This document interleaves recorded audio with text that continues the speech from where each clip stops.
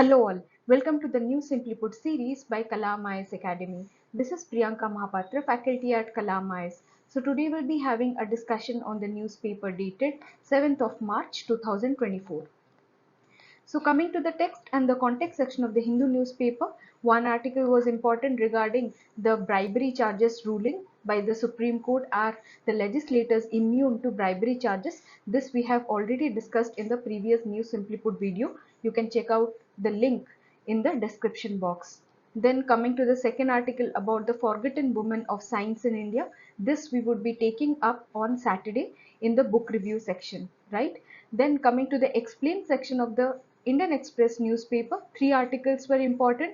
First is regarding the sixth schedule of the constitution and why Ladakh is fighting to be included in the sixth schedule of the constitution and what is the government stand on it. Then comes the second article, that why India is building up the second rocket launch port in Tamil Nadu. And the third article is regarding the social reformer Ayya Vaikunder. So these are the three articles which we are going to discuss today, which are displayed on your screen. So the first article is regarding the demand of Ladakh to be included under the sixth schedule of the constitution, because the union territory of Ladakh has got significant number of tribal population, but the government is of viewpoint that it should be under the Article 371 of the Constitution. So in a recent meeting with the representatives from Ladakh, our Union Home Minister Amit Shah, he has offered to extend Article 371 like protection to the region. And he has clarified that there is no chance that Ladakh be included under the sixth schedule of the constitution, right? So we all know that after the repeal of Article 370 in August 2019 and the subsequent enactment of the Act Jammu and Kashmir Reorganization Act 2019, Ladakh has been recognized as a separate union territory, and that too without legislature.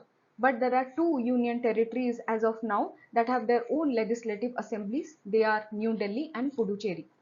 Okay, so there has been demand from Ladakh that it should be included under the sixth schedule of the constitution because of their significant number of tribal population, and they want to have more autonomy in this aspect. Okay, so sixth schedule of our constitution, it contains provision regarding the administration of the tribal areas in the states like Assam, Meghalaya, Tripura and Mizoram. So this you should be remembering from your prelims point of view. So the sixth schedule of our constitution, the powers under it, okay, the provisions, the privileges, they become very important from this year prelims point of view. So what are the benefits of getting included in the sixth schedule of the constitution? So it will allow Ladakh to create autonomous district and regional councils, ADCs and ARCs, where elected bodies will have the power to administrate the tribal areas. They will have power to make laws on the subjects like forest management, agriculture, administration of villages and towns, inheritance, marriage, divorce and social customs. Okay, and where a majority of the population are tribal population, so they are asking for this power to be given to them.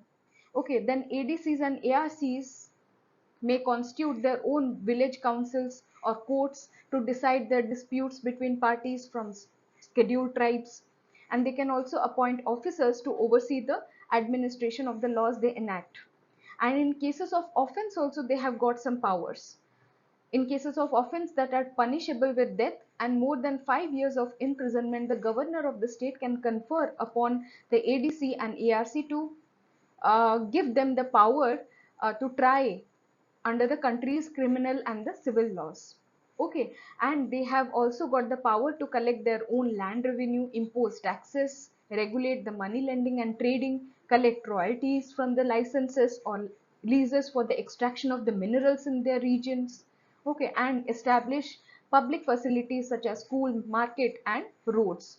So for this reason, the Ladakh is more interested to be included under the sixth schedule of the constitution because it gives more autonomy. Then what are the protections that are offered under Article 371 which our Home Minister is trying to extend for Ladakh?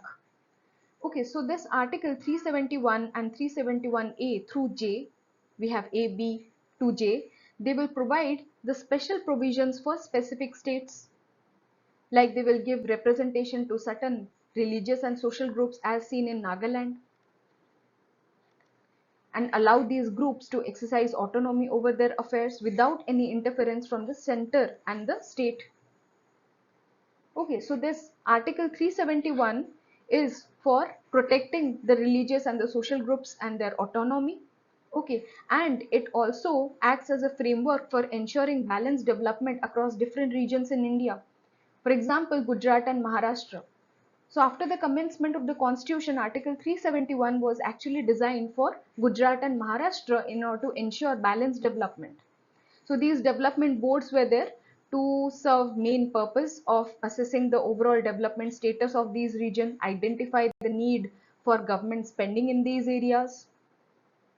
Okay, and so then many other amendments to Article 371 were brought, keeping the specific needs, keeping the unique needs of the state into account. Okay, for example, Article 371A, which contains the provision related to Nagaland, and where the parliament cannot enact any law that affects the social, religious, or customary legal practices of Nagas, or the transfer and ownership of land without the concurrence of the state assembly. Similar protection has been extended to Mizoram under Article 371G. Then Article 371B and C, they are also allowing the creation of special committees in the legislative assemblies of Assam and Manipur, and these committees will comprise the MLAs that are elected from the tribal areas, from the hill areas respectively, tribal areas of Assam and hill areas of Manipur. So that is how they're ensuring the representation of their leaders from the tribal areas, from the hill areas. Then under Article 371F, it will provide reservations in the Sikkim Legislative Assembly in order to protect the rights and interest of the different section of the population. Similarly, government is trying to bring Article 371 like protection to Ladakh in order to ensure the balanced development of the region and to respect the customary practices, the social practices, right, of the tribal population there. Okay, and the government has said that it would ensure the representation and participation of locals through Hill Council, as has been done in Manipur case. Okay, and the government is also willing to provide 80% reservation in the public employment. Okay, now the question is coming that why can't the sixth schedule be extended to Ladakh? Because sixth schedule has been explicitly designed for northeast states. An amendment of the constitution to include Ladakh under the sixth schedule of the constitution will be a very complex and lengthy process because it requires two-third majority in both the houses of the parliament and ratification by half of the state legislatures, right? And this process could face legal challenges based on the argument that it would violate the principle of equality by granting Ladakh special privileges which are not available to other tribal areas under the fifth schedule, which are non-northeastern states, right? And there will be certain administrative concerns, including Ladakh under the sixth schedule of the constitution. It would necessitate significant changes to the existing administrative structure, leading to more confusion and disruption in the process, right? So this was all about this article. So please update your notes regarding the sixth schedule of the constitution and why Ladakh is asking for it, what will be the benefits when included under the sixth schedule of the constitution, and what are the justification to be included under the Article 371 of the constitution. Then we come to the second article, that why is ISRO building a second rocket launch port in Tamil Nadu's Kulasekarapatinam. Okay, so why this is in news? Because recently our Prime Minister Narendra Modi, he laid the foundation stone of the second rocket launch port of the ISRO at Kulasekarapatinam on February 28. And it is situated at a geographically advantageous location in coastal Tamil Nadu's Thudukudi district. So we'll discuss that why and how it is a geographically advantageous location. Okay, and this second launch port, it will be exclusively and extensively used for commercial, on-demand and small satellite launches in the future. So these information you need to keep it in your mind for your prelims exam. Then comes the important question that why does India need a new launch port at all when we were already having the Satish Dhawan Space Center in Sriharikota. First is regarding the policy announcement that we are opening the space sector to private players. So a sharp rise in the number of commercial launches is expected. Second, we cannot overburden the existing space center. We cannot overburden the first launch port, that is Satish Dhawan Space Center, for all the launches. Okay, and Satish Dhawan will only be used for launching bigger and heavy lift-off missions like Gaganyaan, mission to Moon and the Mars. And this second launch port will be used for only launching smaller payloads. Okay, there will be dedicated launch infrastructure there. There will be a facilitator for on-demand commercial launches. So this will facilitate the incoming private players to develop their space qualified subsystems, build satellites, even launch vehicles using the new launch port. Then comes the important question that why is the new ISRO launch port located in Tamil Nadu? Why it is the state of Tamil Nadu? Why it is near the equator? Because geographically, scientifically, strategically, the second launch port provides a natural advantage to ISRO's future launches pertaining to SSLV, small satellite launch vehicle, because it will enhance the payload capacity, it will increase the efficiency of the payload capacity, because it will allow the direct southward trajectory for the smaller launch vehicles which already have less fuel. Okay, and placing near the equator, according to the book From Fishing Hamlet to Red Planet, India's Space Journey, which is a book edited by the former ISRO scientist, there it is written that if the launch site is located close to the equator, the magnitude of the velocity imparted due to Earth's rotation is about 450 meter per second, which will lead to substantial increase in the payload, substantial increase in the efficiency of the payload. Okay, because the geostationary satellites therefore must be in the equatorial plane for this reason.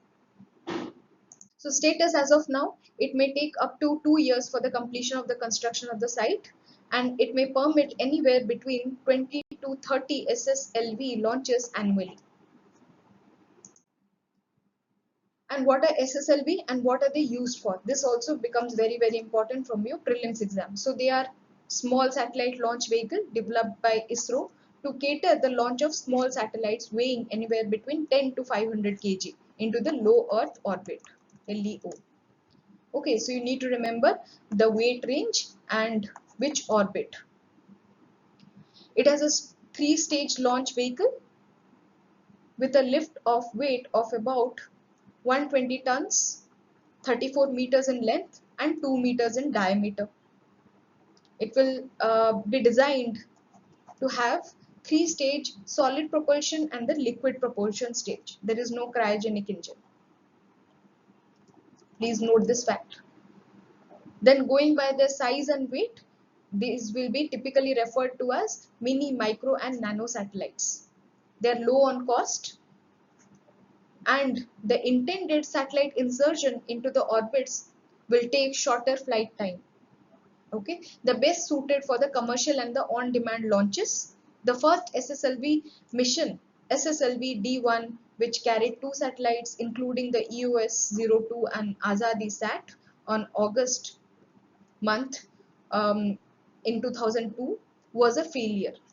Okay, till now it is all failure.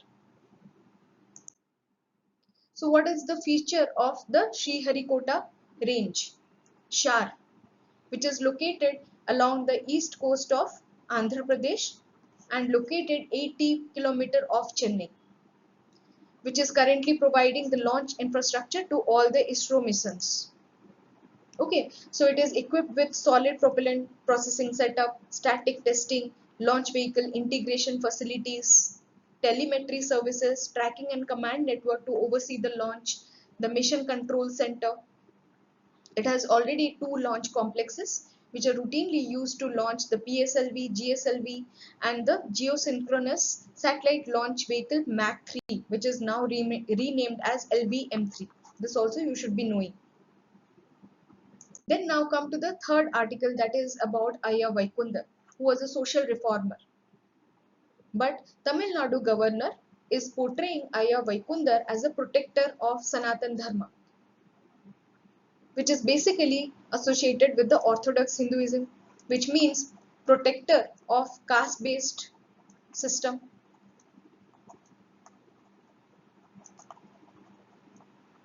But this is not at all going with the philosophy of Ayya Vaikunder, who was a social reformer and worked and showed efforts towards eradication of the caste-based discrimination. He challenged the established religious and social hierarchies of the time. That is why it is in news. But this protest, Sanatan Dharma savior, okay, this is not at all important for your prelims exam. What is important for you to know is about the social reformer and what efforts he made. Okay, so this becomes very, very important for your prelims exam. So Ayya Vaikunder, he was born in 1809. He was a social reformer, founder of Ayya Vaikunder sect, primarily in the southern Tamil Nadu. He focused on equality, fraternity, and eradication of caste-based discrimination.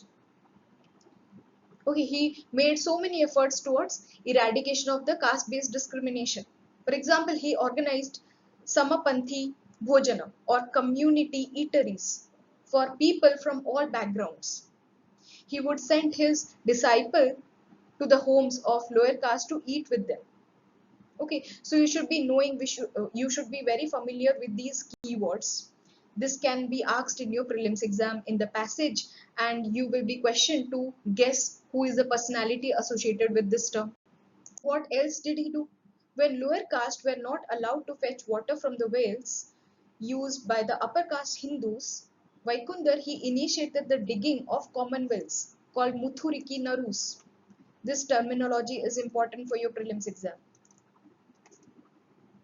Then at a time when the priest, they threw vibhuti and sandal paste at devotees from a distance to avoid touching them.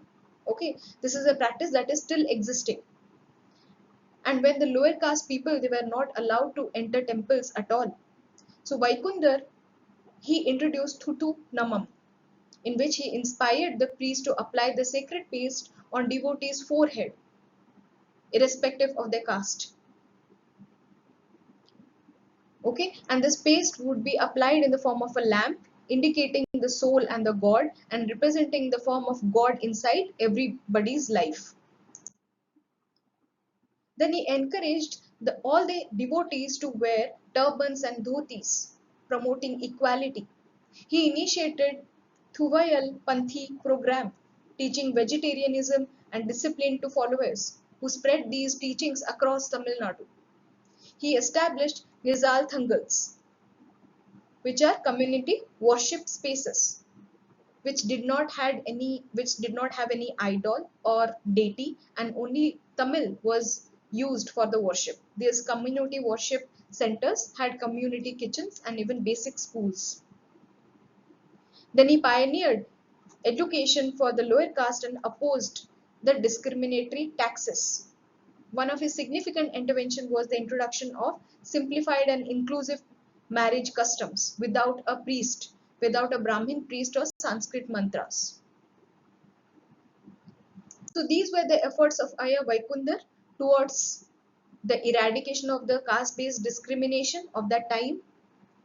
Other leaders were also leading the social reform movements towards the societal restrictions imposed by the upper classes and the ruling class of Travancore.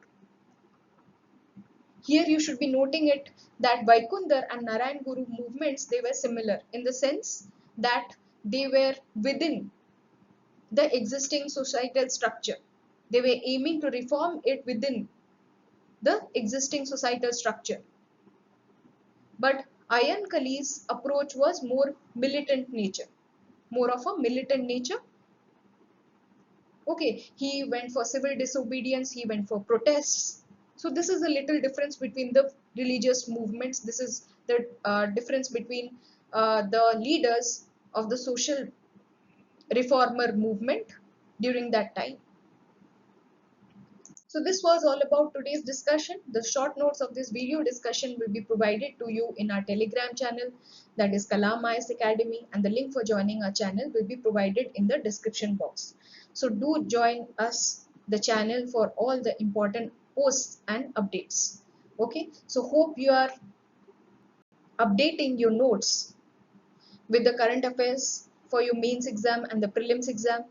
Okay, and do watch the important topics for prelims exam in our channel Kalamais Academy. Okay, and please prepare accordingly for your prelims. All the best. Thank you so much.